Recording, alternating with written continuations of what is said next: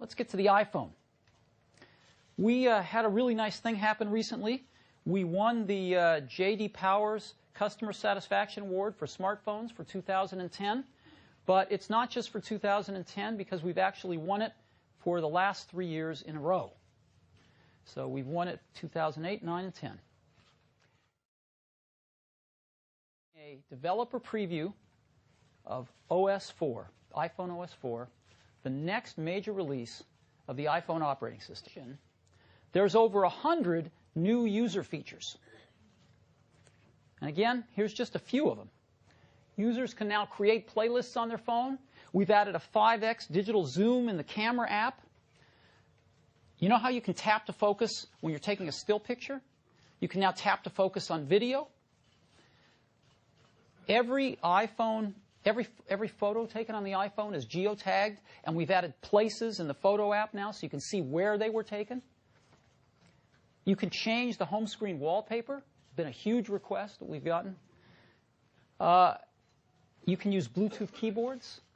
And we've added a spell checker, which is really nice. If you misspell a word, it'll underline it. You just tap it, and it'll give you what it thinks what you might have wanted to type.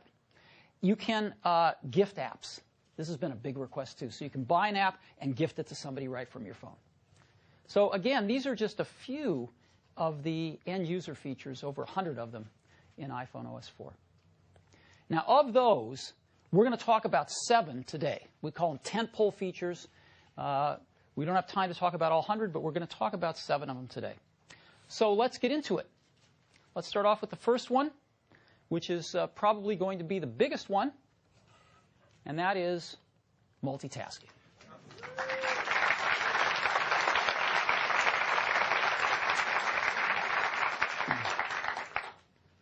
Now, we weren't the first to this party, but we're going to be the best.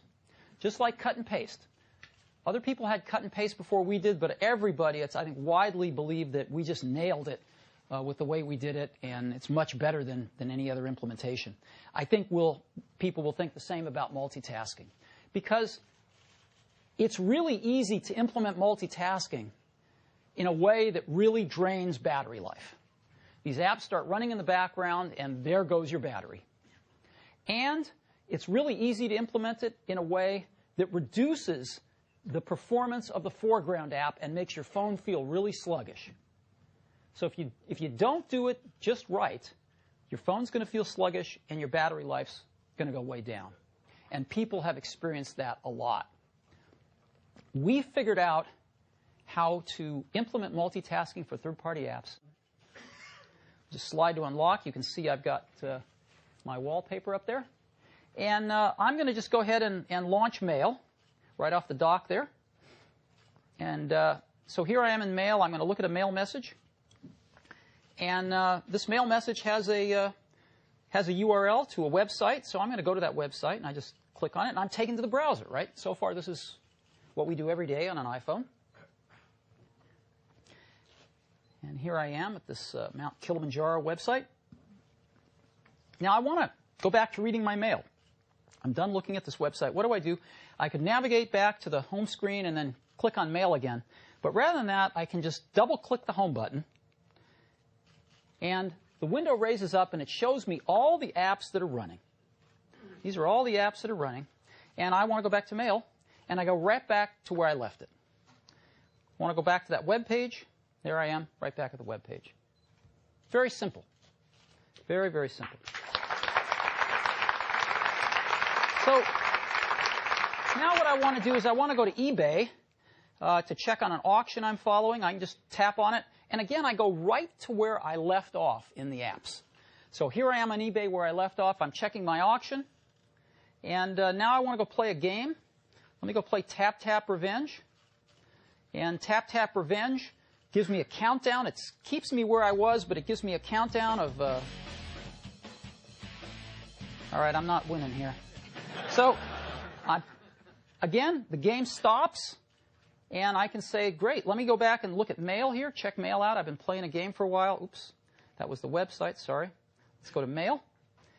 There's Mail right there. Okay, I don't have any new mail that I need to look at, so let me go back to my game. And again, it's going to take me right back where I left off. 3, 2, 1.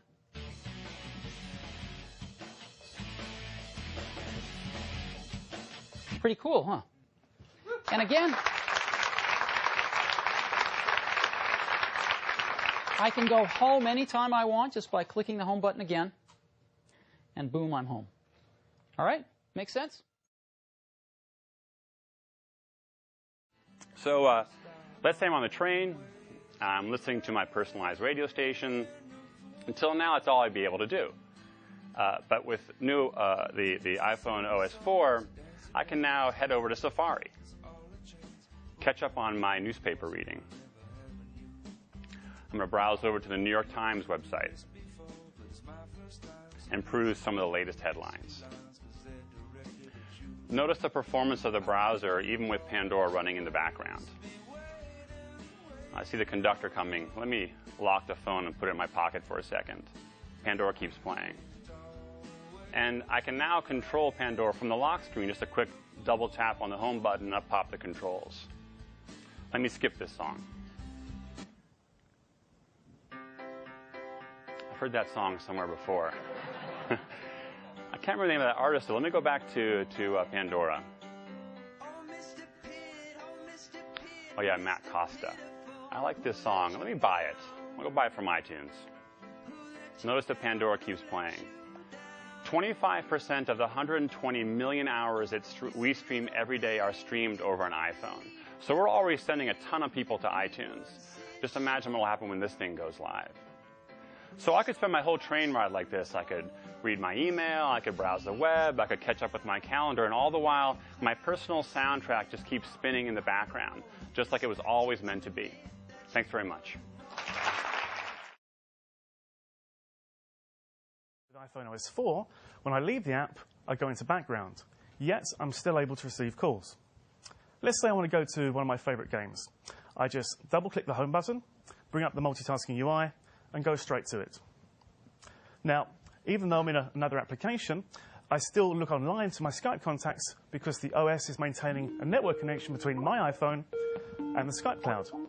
Oh, look, Aaron's calling. Now, even in another app, if someone tries to call me, I receive a notification, and I can answer it with just one tap. Hey, Aaron, are you there? Hey, David, how's it going? Pretty good. Can you just hang on 1 second? Yeah, sure. Great. Now, the notification you just saw was really simple to implement. Just a few dozen lines of code, and we can play our own custom sound. By the way, we're piping the sound from this iPhone through the AV system here, kind of like a giant speakerphone. This is a real Skype call. Hey, Aaron, you there? Yep, I am. Hey, I was wondering if you're interested in getting some dinner tonight. Yeah, sure. I'll just go into an app and see if I can find some places. Okay. Okay, so you can see at the top of the screen, there's a red status bar. This shows that the Skype call is still in progress, even though the Skype app's no longer in foreground. I'm just looking up some places now, Aaron. How about we go to Abacus? That sounds great. Actually, I always wanted to try that. Cool. Okay, I'll send you the details in a few minutes. I'm just with some folks right now. Okay, sounds good. I'll see you later. Great. Bye-bye. So Bye-bye. now I can choose to go to another application, or I can just put the phone in my pocket. In either case, the app will be in background, and I can still receive calls. Now, with iPhone OS 4, Skype is even more convenient and useful for everyone that depends on it every day worldwide. A while to complete an operation, like Flickr. If you start uploading photos to Flickr, it takes a little while to do that. And until now, if you left the application while it was uploading the photos, it would stop. But with task completion, Flickr can continue to upload those photos in the background even after you've switched away from it or to another application. Our last service is fast app switching. Now, this is probably the easiest for developers to adopt and probably the most important.